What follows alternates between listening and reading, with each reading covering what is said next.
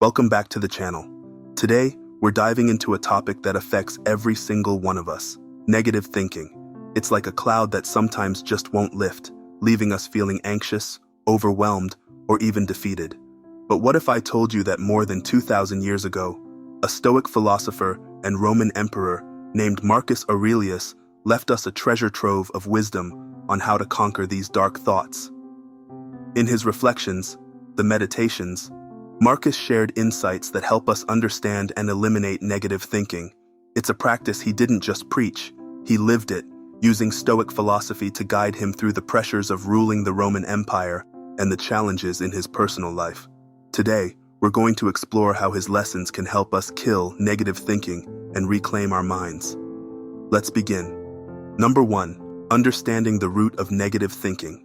To tackle negative thinking, Marcus Aurelius believed that we first have to understand its root. It's essential to ask ourselves, why do negative thoughts arise in the first place? Marcus often wrote about the nature of our perceptions. In Meditations, he says, "The soul becomes dyed with the color of its thoughts." This quote points to the power our thoughts have over our reality. Our minds can either be our greatest asset or our worst enemy. When we let negative thoughts persist, they start shaping our actions, decisions, and even our perception of life.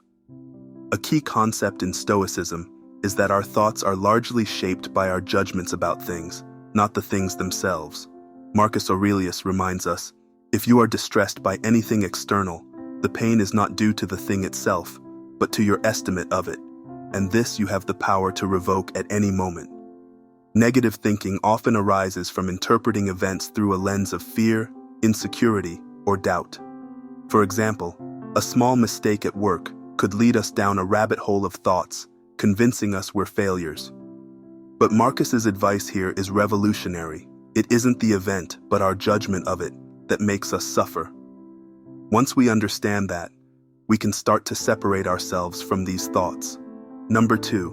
Practicing objective observation.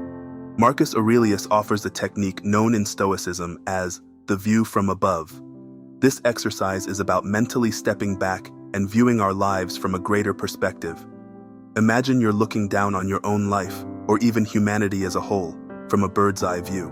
When you observe life from this elevated perspective, the petty worries and negative thoughts begin to seem smaller, more manageable. Marcus did this often, reminding himself of his insignificance within the vastness of the cosmos to temper his ego and worries. When you catch yourself spiraling into negativity, try this. Imagine you're looking at your situation from high above. From this perspective, your problems and your fears don't feel so overpowering. They're simply one small part of the larger journey of life. By taking this mental zoom out, you can see that most problems are temporary and smaller than they appear. This exercise allows you to take a more balanced and less emotional approach to your thinking. Number 3.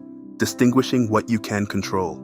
Another pillar of Stoicism that Marcus Aurelius consistently practiced is the distinction between what we can and cannot control.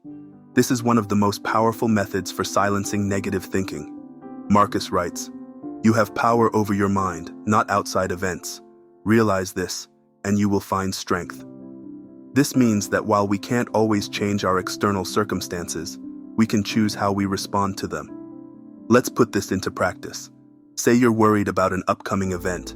Maybe it's a presentation, a difficult conversation, or something beyond your control, like the weather on a planned day out. Instead of stressing over it, Marcus would remind us to focus only on what's within our control, preparing for the presentation, remaining calm, and accepting what happens beyond our influence. By redirecting our energy from what we cannot change to what we can influence, we effectively reduce unnecessary negative thoughts. Number 4. Practicing daily reflection. Marcus Aurelius kept a personal journal, which later became his famous work Meditations. He would write in it daily, reflecting on his thoughts, decisions, and inner struggles. For Marcus, this practice was crucial to examining and purifying his thoughts.